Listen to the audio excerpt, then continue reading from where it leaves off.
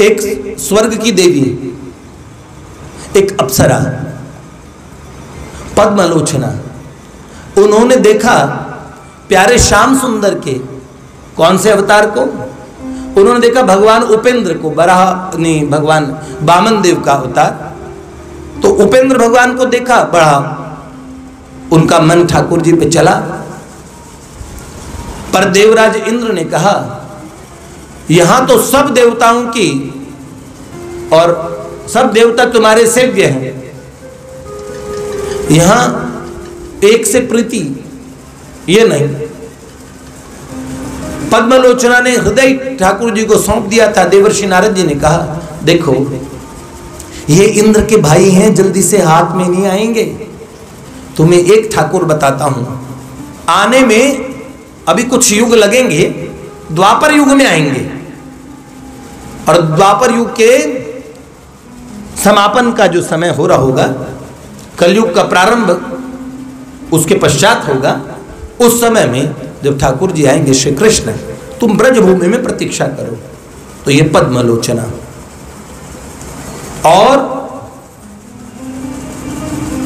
और भी दो नायिकाएं हैं, लेकिन हम पद्मलोचना की बात करते हैं। ये ब्रज में तो आ गई,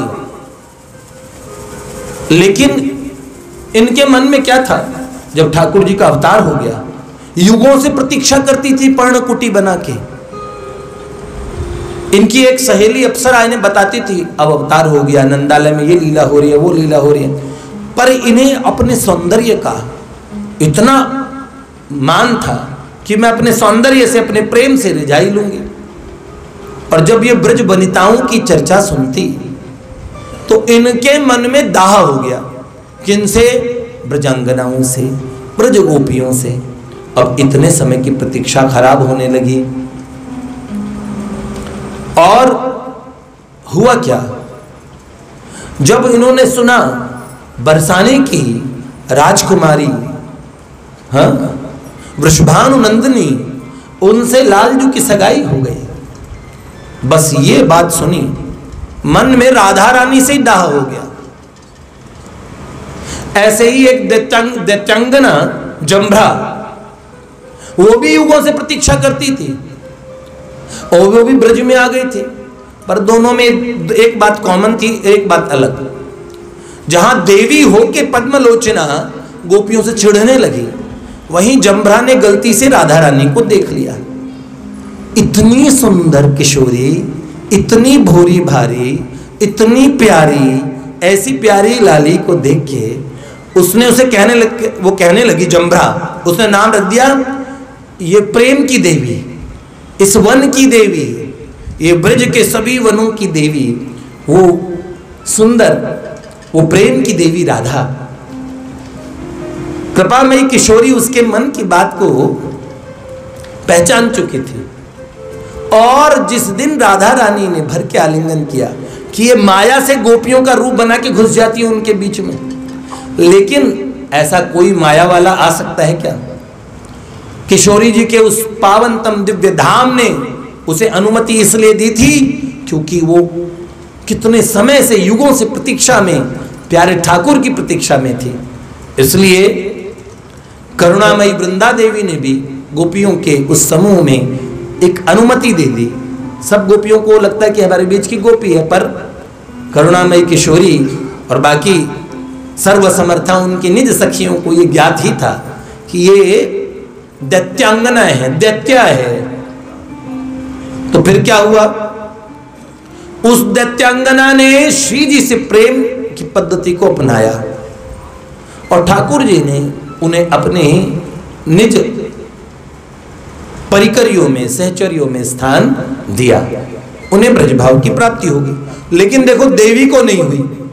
अब वो देवी चिढ़ गई। उन्होंने सोचा कि देखो वो जो भी हैं ठाकुर होके भी बड़ी भोरी बुद्धि के हैं, एक देवांगना को छोड़ के एक दैत्या को उन्होंने और स्वीकार किया। उनके मन में ये बात आई और राधा रानी के प्रति और मन में दाह हो गया। और इतना दाह, इतना ज्यादा द्वेष बढ़ा कि ब्रजमंडल में और किशोरी जी से चिढ़ने वाले रह जाएं, ये भी उनकी योग माया का ही कार्य है। और एक दिन रात्रि में ठाकुर जी नंदालय में शयन के लिए जैसे जाते हैं, उसी समय राधा रानी की निज सारिका और आके किशोरी जी का संदेश देती है। ठाकुर जी देखते हैं इतनी रात्रि में उन्होंने बोला, अमुक कुंज में श्री प्रियाजू ने आपका स्मरण किया है, प्यारे श्याम सुंदर कृपा करके पधारे। जैसे ही हुआ ठाकुर जी ने कुछ नहीं देखा। रात्रि में महल के, नंद महल के, नंदालय के सभी दरबार सभी सो गए। योग माया ने सुला दिया। गहरी निद्रा में सोते हुए मैया बाबा को छोड़ के जब ठाकुर निकले, उस समय क्या हुआ, ठाकुर जी ने प्रतीक्षा भी नहीं की, पटका इत्यादि लेने की, अपनी बनमाला, अपनी मुंदरियां पहने, श्रृंगार इत्यादि, और ठाकुर जी निकले ना, नंगे पैर निकले। तो मैं बता रहा हूं तो कैसे निकले। जैसे ही वो निकले उसी समय ठाकुर जी के हाथ में अपने आप अंगूठियां आती चली गई, बाजूबंद आ गया, भुजाओं में अंगद, ये सारे आभूषण। अरे हमारे प्रियतम हमें छोड़ के कहां जा रहे हैं भाई। और तुरंत तुरंत करधनी अपने आप धारण हो गई, पांवों में अपने आप ज्योति आ गई। आप जानते हो ये वो ही ठाकुर जी के नित्य सखा हैं जो सदा उनके साथ रहते हैं। वो ज्योति बार बार भीतर आ जाती है, मैया जी बार बार निकालती है बाहर। और राधा रानी के पास जब ठाकुर जी जाते हैं, ये सखाओं के ऊपर बात बताते हुए मैंने बताया किस तरह ठाकुर जी के नित्य सखा उनके सदा साथ रहते हैं, उनके आभूषणों के रूप में। और नित्य निकुंज में याद रखना, यही जो आभूषण है ये क्या होते, सखियां सहचरियां होती है। और एक बात कहीं तो मुझे लगता है ऐसे शायद ही कोई सखा हो जिनको सखी स्वरूप प्राप्त ना हो, उनका दूसरा स्वरूप मिलेगा ही। चतुर्बुद्धदास जी, कुंभन दास जी, सबकी वार्ताएं जब गौर से पढ़ेंगे ना, क्या कहते हैं,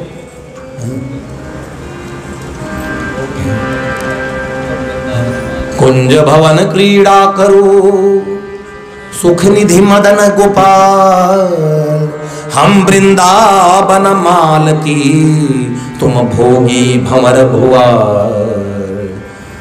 क्या हम वृंदावन मालती, ये जो भाव है इस सखा ने नहीं लिखे। वो गोवर्धनवासी सांवरे लाल, तुम बिन रयो न जाए, नंद लड़े ते लाडले लाल, तुम बिन रयो न जाए। तो ये भाव है इसमें, सखा सखी दोनों का भाव। हमारे दाऊ जी तक अनंग मंजरी के रूप में है, सब स्वरूप सखाओं को भी प्राप्त है, इसलिए वो ऐसा भेद नहीं है वहां पे। तो भैया ऐसे उसका क्या हुआ, उसकी एक पंक्ति कह देता हूं। ठाकुर जी ने क्या कहा। जब ठाकुर जी कुंज भवन में पहुंचे, सखियों सहचरियों ने बड़ा स्वागत किया प्यारे श्याम सुंदर से। और कृपामयी किशोरी ने एक प्रश्न पूछा। ठाकुर जी ने कहा, आपने मुझे तत्काल कहा इसी समय पहुंचिए, आपकी आज्ञा मान के मैं तुरंत आया, ऐसी क्या बात है। तो सजल नेत्र श्री किशोरी जी ने एक बात कही। उन्होंने क्या कहा, उन्होंने कहा, प्यारे श्याम सुंदर, एक चीज मुझे आपसे मांगनी है, कृपा पूर्वक आप मुझे दें। तो उन्होंने कहा, आप आज्ञा कीजिए, ऐसी कौन सी वस्तु है जो आपके लिए अदेय हो, मैं स्वयं भी तो आपका ही हूं। तो राधा रानी ने कहा, प्यारे श्याम सुंदर, एक ऐसी आपकी प्रतीक्षा में रत और एक ऐसी दिव्यांगना है जो युगों से आपकी प्रतीक्षा करती है, आप एक बार जाइए ना, उसके पास होके आइए, मिलिए, उसकी प्रतीक्षा का अंत कीजिए। तब ठाकुर जी ने दृष्टि फेर ली। राधा, ये क्या कहती हो तुम, तुमसे सर्वाधिक द्वेष करने वाली, तुम्हारे से भीतरी सोतिया डाह भी क्या होता होगा, और वो इस ब्रजमंडल में वास कैसे कर रही है, मुझे तो इस बात का आश्चर्य है। राधा रानी ने कहा, नहीं, आप तो कृपा सिंधु है, करुणा के सागर हैं। मैं सब पे कृपा कर सकता हूँ। अपने निज जनों के अपराधियों को मैं और क्षम्य नहीं मानता, और आपका अपराध, आपकी अपराधनी, उसे मैं क्षमा नहीं कर सकता। राधा रानी ने कहा, फिर आपने ऐसा कैसे कि बोला कि कुछ अदेय नहीं? राधा रानी ने हाथ जोड़ लिए कि कृपा पूर्वक एक बात आप उसे स्वीकार कर लें। ठाकुर जी ने कहा, नहीं, वो इसकी पात्र नहीं है। तो राधा रानी ने ठाकुर जी को क्या कहा? क्या? प्रहलाद तार्यो। मैंने जान लिया आपके विषय में कि आपने प्रहलाद को तारा, पर कब तारा? प्रहलाद तार्यो जिन तात को तमाशो देखो। उस प्रहलाद को तारा जिसने अपने पिता को अपने सामने अतड़ियां फटते हुए देखा, अपने पिता का तमाशा। प्रहलाद तार्यो जिन तात को तमाशो देखो, और ध्रुव को तार्यो जिन बालापन गार्यो है। आपने ध्रुव को भी तारा जिसने अपना बचपन गला दिया, ठीक है, उसने भी तो। ध्रुव को तार्यो जिन बालापन गार्यो है।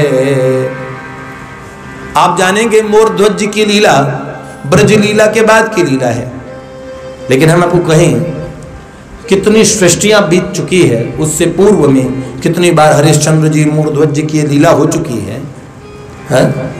फिर राधा रानी ने किनका उदाहरण लिया? राजा मोरध्वज जी का, जबकि ये लीला तो बात की है। लेकिन देखिए, जैसे शिव विवाह में गणेश जी का पूजन शिव पार्वती जी पहले ही कर रहे हैं, लो बेटे का पूजन पहले हो रहा है, मैया बाबा का ब्याह हो रहा है, उससे पहले बेटे का पूजन कर रहे हैं। नहीं, ये ऐसी शंकाएं आती है। तो क्या? प्रहलाद तार्यो जिन तात को तमाशो देखो, और ध्रुव को तार्यो जिन बालापन गार्यो है। और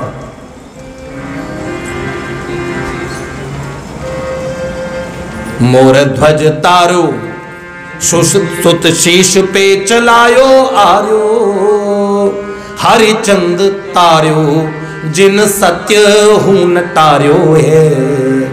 मोर ध्वज को तारा था आपने? हाँ, मैं समझ गई, आपने व्यापारी है, बिजनेसमैन। ठाकुर जी ने कहा, मैं कौन सा व्यापार करता हूं? करते हैं जी, करते हैं। कैसे करते हैं? आपने प्रहलाद को तारा, उसने अपना बचपन गलाया तो तार दिया। आपने प्रहलाद को तारा क्योंकि उसने अपने तात का तमाशा देखा, और आपने मोर ध्वज तार्यो सुत शीश पे चलायो आरो, हरिचंद तार्यो जिन सत्य हूं न तार्यो है। हरिश्चंद्र की हमने कहानी सुनी, हाँ हाँ, उसके बेटे तक को आपने बिकवा दिया, पत्नी को बिकवा दिया। हरिचंद तार्यो जिन सत्य, चंद्र टरे सूरज टरे, टरे जगत व्यवहार, पर सत्यवादी राजा हरिश्चंद्र को टरे न सत्य विचार। हरिचंद तार्यो जिन सत्य हूं न तार्यो है। अब राधा रानी क्या कहती है? पहले तीन भक्ति कीनी, और पाछे तुम मुक्ति दीनी, और तारबो कहा है ये तो बंज व्यापारो है। लालजू, आप तो नंद के छोरे हो, बनिए के छोरे हो, वो तो बिजनेस की बात हो गई ना। इतना और पहले लिया जाए और फिर उसका प्रतिफल उतना दिया जाए, इसमें हिसाब खाता देखा जाता है। आप इतना कैलकुलेटिव कब से हो गए? इतनी गिनती कब से करने लगे? पहले तीन भक्ति कीनी, पाछे तुम मुक्ति दीनी, और तारबो कहा है ये तो बंज व्यापारो है। और तारो तो तारो, नहीं तो नाम पलट डारो, बिन भक्ति नाथ तारो, तो ही तार बो तिहारो है। बिना भक्ति के कभी तार दें तो तारना माना जाएगा। सरकार, आपका नाम अकारण करुणावरणालय है। राधा रानी ने जैसे ही हाथ जोड़े, ठाकुर जी के नेत्रों से झरझर अश्रुधारा बहने लगी। इसीलिए